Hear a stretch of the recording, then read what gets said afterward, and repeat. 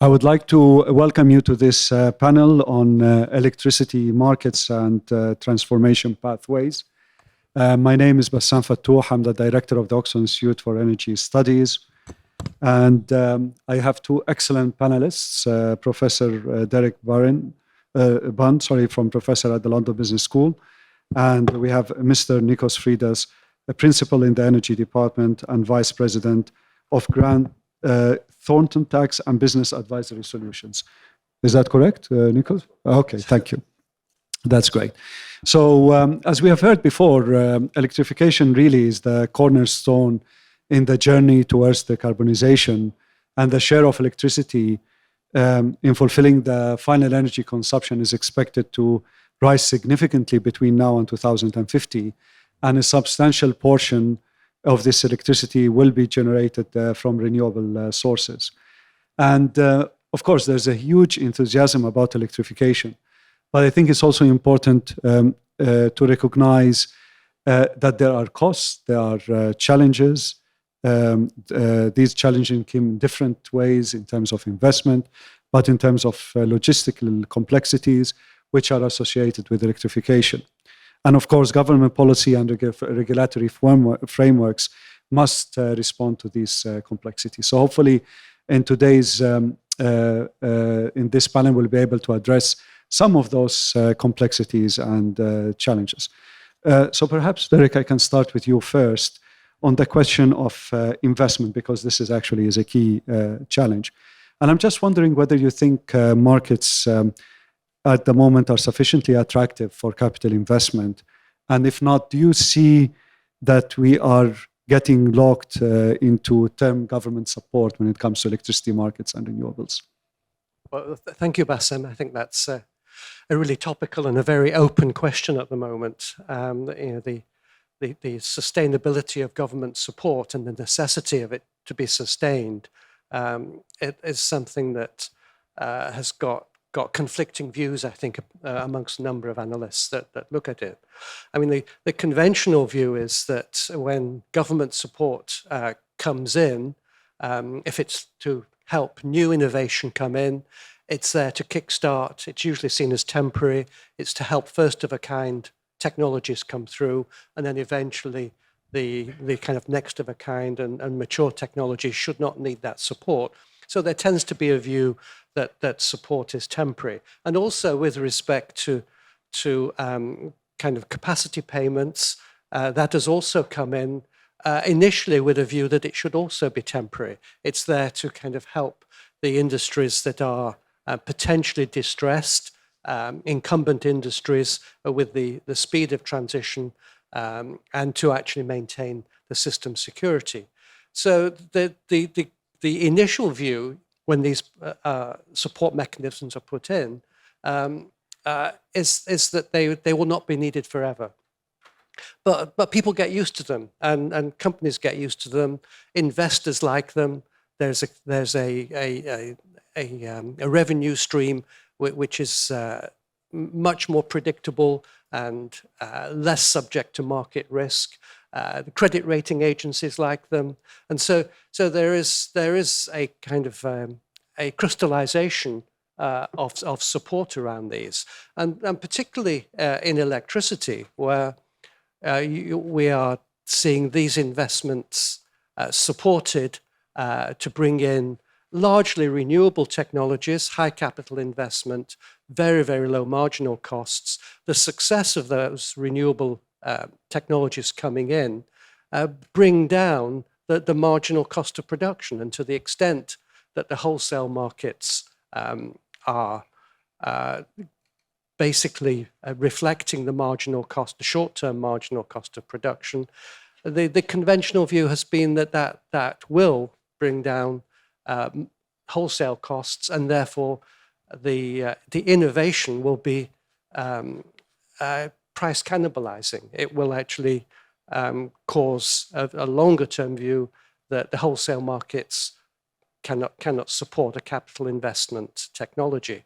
So there's a conventional view then that we will get locked in, even though the initial initiatives were temporary. The contrary view, of course, is that gas might be around for much longer, and that gas might stay at the margin, and that if carbon capture and storage comes in, then we will have green CCGTs, and the mechanism might sustain itself. So there are alternative views there, and it's not obvious which one will basically play out. Thanks, Eric. Actually, let me follow on that point before I give the floor to Nikos. There is this argument that an entirely electrified system could potentially be less reliable or more costly than a hybrid system which incorporates both electrons and molecules. What are your views on this? Whether we move to a fully electrified system, or actually there's a role for molecules like gas or hydrogen in the electricity system in order to address the issues of cost, reliability? That is another big open question. I know. Well, that's what... I mean, I think, the studies which I've seen suggest that a fully net zero system, which is reliant upon renewable energy, solar, wind, and storage, is an awkward and delicate balance, and it needs something else. And that something else may well be the sustainability of gas-fired generation with carbon capture, or it may be nuclear. But there does need to be something else. Yeah. Okay.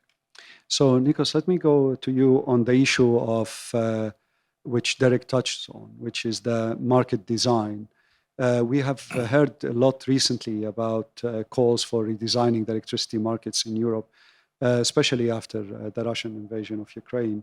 What are your views on those calls? Is the market, electricity markets in Europe in need of substantial reform? Thank you, Bassam. Yes, indeed, in Europe we experienced a double jeopardy starting in the second half of 2021 with the global energy prices crisis. And then, of course, it was followed by the terrible situation in the invasion of Russia to Ukraine. And this brought to the surface the question, do we have the appropriate market in Europe to also drive us through to the Green Deal that we're trying to achieve? And there has been a lot of discussions and contemplation, and of course, a recent public consultation and some opinions expressed by the European Commission. Now, the first thing I would like to say is that the market design we have based on marginal pricing, I believe is sound, fundamentally sound, and it has also been proven resilient at the time of crisis. This market design drives efficient dispatch. It optimizes the cross-border transactions, import-exports, also in combination with the market coupling mechanism we have. And it provides efficient price signals to generators,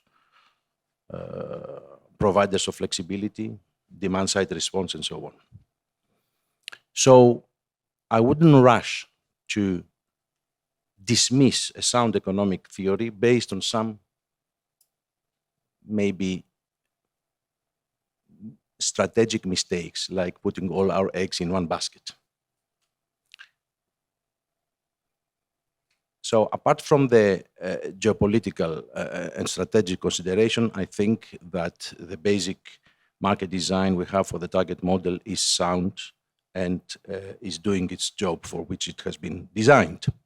Having said that, where we are, I strongly believe that we need to complement the short-term markets with a framework, a long-term contracting framework, which both underpins investments in low carbon and technologies and flexible resources, but also provides hedging opportunity to protect the consumers. And this long-term contracting framework to support investments, but also to protect consumers, has various components and pillars, which I will mention, and if you wish, we can give also more details. Is basically a framework which will catalyze and develop a PPA market, green PPAs, measures to enhance the really weak forward markets. Our forward markets in Europe are very shallow and very short-termish, although they're called forward, and are not appropriate for supporting long-term investments. So measures to enhance forward markets, a contracting framework for investments in low carbon technologies, like competitively procured bidirectional contracts for differences with support schemes,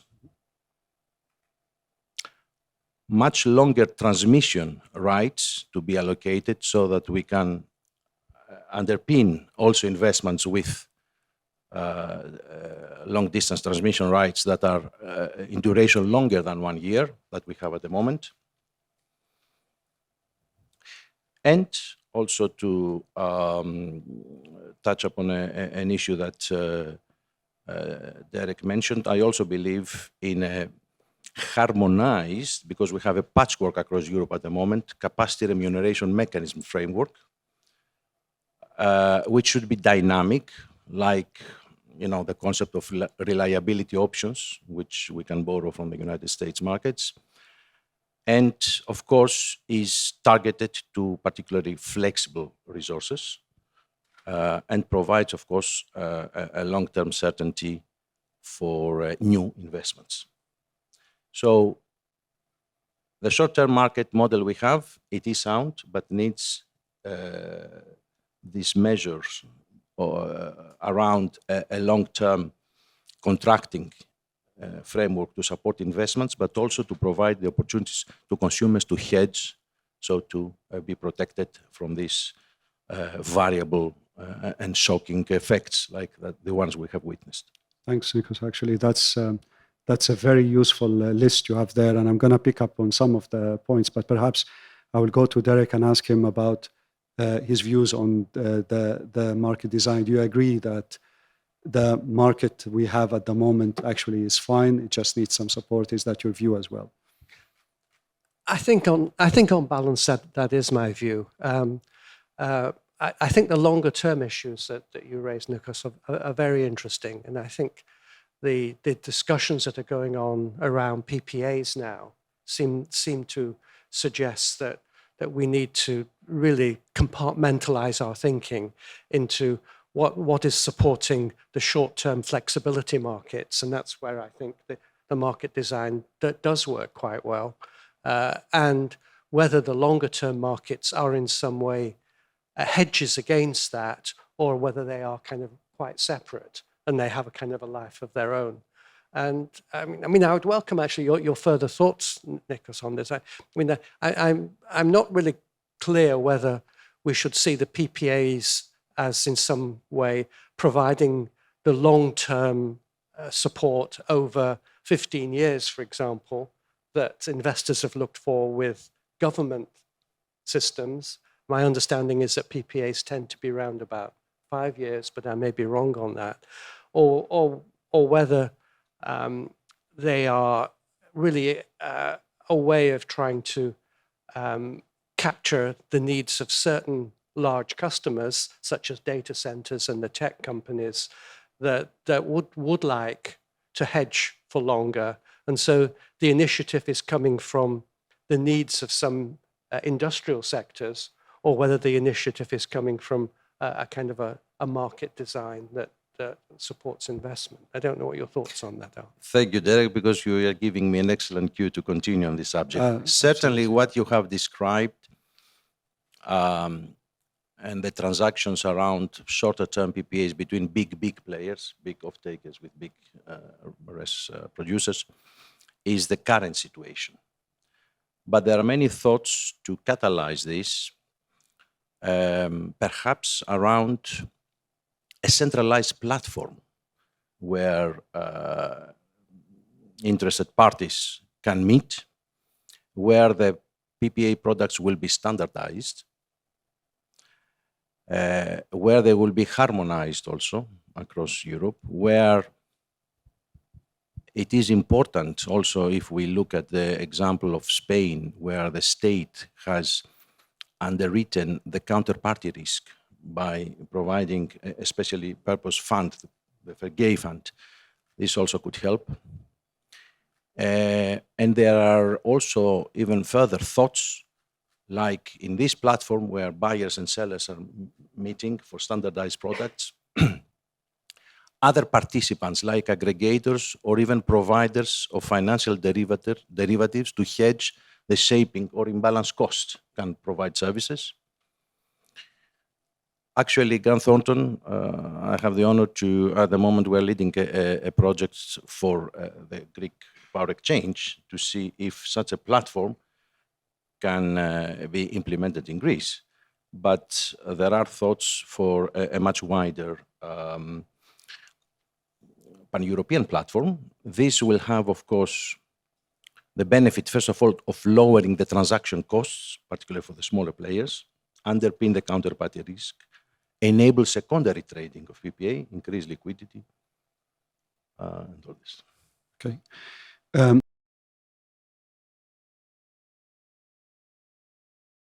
Would like to go into the issue of the networks, because for any successful electrification strategy, it's not enough to focus on generation. We have to focus on the entire supply chain, distribution, transmission.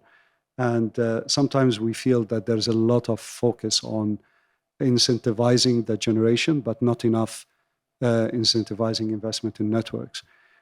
How do you see this evolving? Do you see more private investment going into networks? Yeah. Well, I'll take that one. Yeah, please, Derek. I mean, to start with.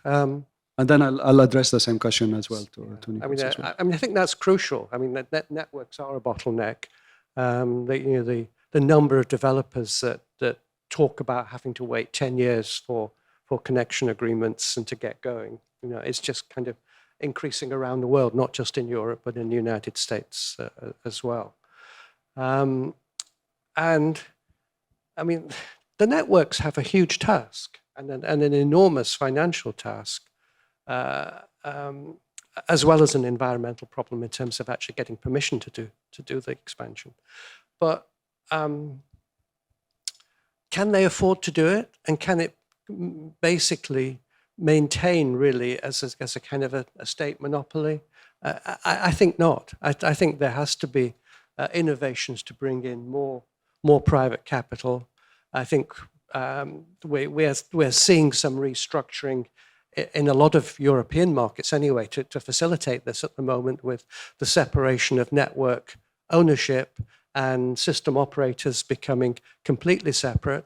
As soon as you get that complete separation, the system operators can then be free to actually contract with different network providers, subject to regulation, to actually strengthen certain lines to the extent that they need to be strengthened, so there can be competition in the provision of network services. It's happening with the offshore wind sector. It's obviously happened with some interconnectors, which are merchant. And I mean, I think it will happen onshore as well. I think it has to happen. Okay. Nikos, your thoughts on this issue? Well, of course, the United Kingdom is a leader on those concepts. But I believe that ownership and the infusion of private capital is not enough without the appropriate framework and the methodology for calculating the regulated revenue. And we have heard previous speakers that the transmission and the distribution system operators in Greece have, in the recent last 3 years, invested 2.5 billion, I think. We've heard, looking forward to another 7 billion in order to accommodate this huge pipeline. I believe in Greece, it is high time now to change the methodology for the regulated revenue of the network operators. I believe that the building block approach, where you have a separate allowance for CapEx and a separate review of the OpEx, is not serving anymore the purpose that the networks are called to do. And we need to move to more innovative regulatory frameworks where a total allowance of the revenue, or TOTEX as it's called, is obviously approved by the regulator together with some targets, incentives, but also outputs. And then it is left up to the network operator to decide how it will play between investments, but also operational expenditure using tools like buying flexibility services from flexibility providers, like deferring investments, and so on. Smart grids demand also smart regulation. And I believe that in several European countries, and also in Australia, we have seen this now new approach being implemented. And I think it's high time that we look at this also in Greece. We are too much biased towards CapEx, and obviously this creates several challenges regarding also the capitalization of the network operators, the gearing of the network operators, and so on. But do you agree with my position that you should actually separate out the system operator as the entity that, in a sense, does the planning and operations from the network ownership, whereby the networks are effectively asset owners under a regulated return, but they are effectively contracted to the system operator. Do you think that? It's a very difficult question, as you know, and a very good question for academic debate. Needless to say that the UK has started with an integrated solution where the system operator was part of the system owner, National Grid. And at the time, because I used to work for National Grid, they were accusing the ISO or regional ISO system of the United States, saying that there is a conflict of interest and so on. And also the offshore transmission operators that used in UK, it has also come under some criticism and review. In Greece, we have opted, and also we had also in Grand Thornton the honor to lead the framework for the offshore development, which we did for the government of Greece, to propose that the transmission system operator will be also the offshore grid, the offshore grid operator. It's a difficult question, and as you know, Derek, it has, but it is now under test in UK, and we're going to see what will happen. UK is always the best experiment. We're very good at making mistakes and letting other people learn from. But actually, another important part of the entire puzzle, of course, is storage. Because if we're talking about a reliable, secure system, storage is likely to play a key role. And how do you see the storage market evolving, both the short term and the long term? I know we're not going to be able to cover in details, but where do you see that evolving? Well, it has to work. I mean, I think if we're going to have a lot of renewables in the system, we have to have an effective storage. Whether it can be through the batteries and the new technology of batteries and batteries that can actually provide long-term storage, I think it's an answer that the chemical engineers can give and not me.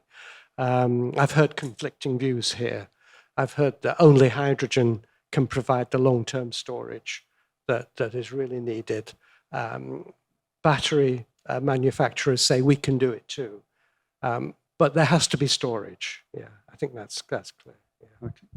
Nikos, would you like to emphasize also the issue of storage? Would you like to add anything to what? Well, it's a no-brainer. Storage is absolutely an indispensable component of the green transition. I mean the role of hydrogen, for instance, as a storage vehicle. What are your views on this? Yes, definitely, because hydrogen is not a source, is a medium. Yes, of course, it can provide long-term storage solution, but at the moment we're not yet there. We're not yet there, neither in the production of green hydrogen or the technologies that will immediately commercially be able to utilize it. So I think lithium batteries is definitely a solution for the flexibility needs of the system. The flexibility needs, they bridge the flexibility gap, the short-term flexibility. And again, what I have mentioned about the regulatory framework of the network operators, if they are able themselves to procure services, flexibility services, if the regulatory framework allow them and justify, obviously, the cost of procurement, will even more reinforce the role of storage. And also for the with a local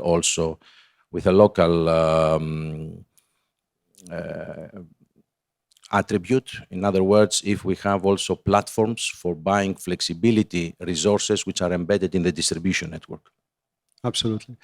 I'm conscious of time, but there's a question that we have been reading. There's an issue that we have been reading a lot recently in the media, is the cost inflation pressure. The rising interest rates is making developing renewables more challenging. Your views, Derek, do you think this is going to delay, the transition in a way? Is this a temporary problem that eventually will be overcome, and then we go back to the usual? What are your thoughts on that? Or is there more fundamental thing that we need to do, for instance, in terms of the contracts, in order to reflect those increase in cost pressure? I think that's a very good question, Bassam. I mean, my instinct is that I would expect the needs of the decarbonization initiatives, the policy inertia that we have going forward, to adjust to the new reality of the supply chain. I mean, we saw recently in the United Kingdom, the current round of CFDs failed, and they failed to attract any offshore investors because the government cap was too low. And at the same time, we also seen some developers actually cancelling projects as well. Indeed, yeah. I mean, the government will not just kind of admit defeat and walk away. They will adjust to this. So I think the inflation will feed into the system. Yeah. Nikos, your thoughts as well? Are you quite optimistic about that? The situation in the capital markets and the interest rates is not helping. But if you have a competitive procurement, this will be reflected in the prices, and of course, whoever puts a cap also has to consider. But the highly leveraged project financing of a few years ago, this is now not applicable. Things have changed. I know the previous panels didn't do that, but I would like actually to ask if there's any question from the audience. We have space for one question from the audience. Would anyone like to ask our distinguished panelists a specific question? Do they have an opinion on the discussion? We covered a lot of space, PPAs, storage, networks, cost inflation. Any questions? Okay. Yes, please go ahead.